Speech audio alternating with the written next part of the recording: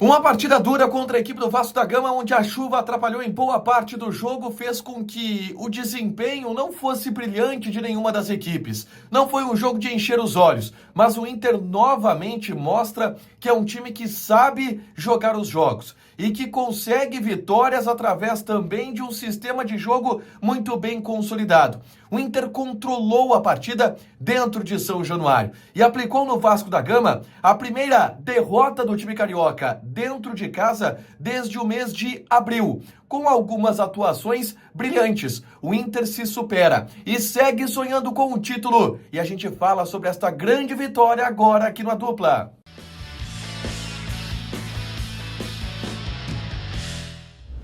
Tudo bem, gente? Obrigado pela participação aqui. Não esquece de deixar teu like, te inscrever, ativar as notificações. O Inter venceu por 1-0 o Vasco da Gama dentro de São Januário. Uma derrota do time carioca que não acontecia em casa desde o mês de abril. Tamanha a força que o Vasco tem dentro de São Januário. E o Inter vai lá e vence. O Inter vai lá e se impõe diante do adversário. E é claro que não foi uma atuação brilhante do Inter, e a gente vai falar aqui sobre as nuances da partida, mas foi uma partida muito correta, foi uma partida muito consistente, foi uma partida onde o Inter teve muita briga também. O time teve muita dedicação dentro de campo e tudo isso fez com que 3 pontos estivessem na conta do Inter neste momento, fazendo com que o sonho do Campeonato Brasileiro siga vivo. O Inter é o 5º colocado com 62 pontos.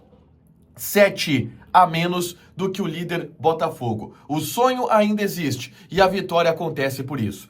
Roger Machado fez uma mudança em relação ao time que a gente estava projetando. Ele mantém Rômulo como titular e deixa Fernando no banco de reservas. Fernando que está voltando de lesão. No mais, sem Thiago Maia joga o Bruno Henrique, Bruno Tabata como titular, os laterais Bryan Aguirre e René, conforme havia sido planejado durante todo esse período de data FIFA. E o Inter encara um jogo com um adversário extra, além do Vasco, além do São Januário lotado. O Inter enfrenta um estádio com gramado muito molhado. Uma chuva forte caiu no Rio de Janeiro e isso prejudicou muito o desempenho das equipes no primeiro tempo, porque a bola ou ficava presa ou corria demais. O Inter teve algumas dificuldades de trocar passes e, para isso, um pouco de dificuldade de controlar o jogo. Mas a grande verdade é que, principalmente da metade para o final do primeiro tempo, o Inter sim mandou na partida. O Inter sim controlou o Vasco da Gama. Não criou grandes oportunidades, foram poucas oportunidades para os dois lados, é verdade, o Vasco também não criou. Mas o Inter claramente era uma equipe que estava melhor postada, recuperava todas as segundas bolas. O Vitão fez uma partida sublime do Vitão, que o Vitão recuperou de bola, é uma coisa absurda. E o Inter tinha o controle do jogo, mesmo sem agredir muito o adversário. E aí, a gente precisa falar de algumas individualidades, tá? O Vitão fez uma partida sublime o que o Vitão tá jogando. O Vitão tá jogando demais. Os laterais, o Bryan Aguirre fez um jogo correto, ainda um pouco tímido, mas seguro defensivamente, fez um jogo correto. O René fez uma grande partida. O René, que é um cara que desperta muita desconfiança do torcedor colorado, fez um grande jogo em São Januário. Foi muito bem e foi o desafogo do Inter muitas vezes no primeiro tempo pelo lado esquerdo.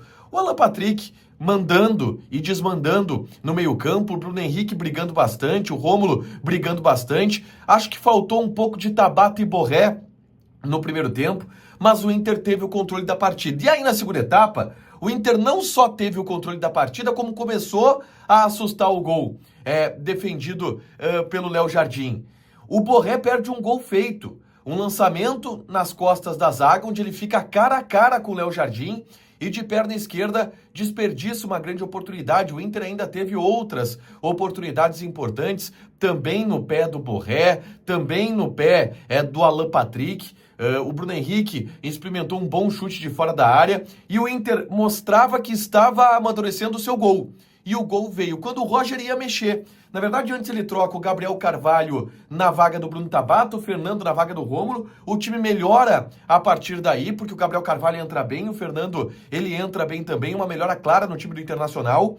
E aí vem o lance do gol, uma jogada do Borré, onde ele segura a bola, tenta a enfiada pro Alan Patrick, ela rebate e sobra pro Wesley, que está vivendo uma fase iluminada. O Wesley é um dos grandes atacantes do Campeonato Brasileiro. É o artilheiro do Inter na competição, tem 9 gols, 3 a menos do que o artilheiro do campeonato. O Wesley pega em cheio um chutaço de fora da área no canto do Léo Jardim para abrir o placar e dar ali o gol que seria o gol da vitória colorada. O Inter fez o gol porque mereceu.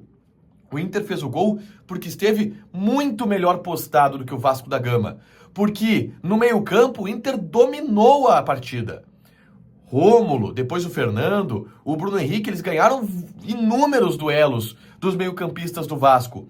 E com isso o Inter teve volume. E tendo volume, uma hora a bola entra. E o Wesley acabou acertando esse belo chute que deu o gol ao Internacional. Depois entra o Valência e o Wanderson nas vagas do Wesley e também do Rafael Borré. O Inter tem a oportunidade de matar o jogo, mas não sofre. O Vasco até tenta estabelecer uma pressão, mas não sofre. O Inter consegue controlar muito bem e consegue uma vitória importantíssima no Campeonato Brasileiro. Para mim, o melhor em campo foi o Vitão, seguido de perto pelo René. O Alan Patrick fez um grande jogo, o Wesley decidiu a partida e como ele vem sendo decisivo, o Wesley é impressionante.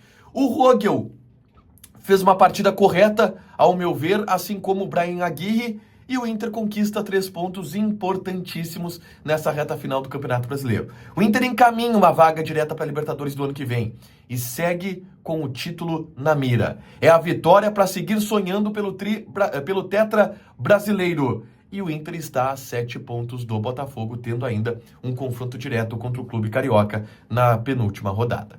Deixa o teu like, te inscreve, ativa as notificações que vai ter mais conteúdo aqui no canal. Beijo!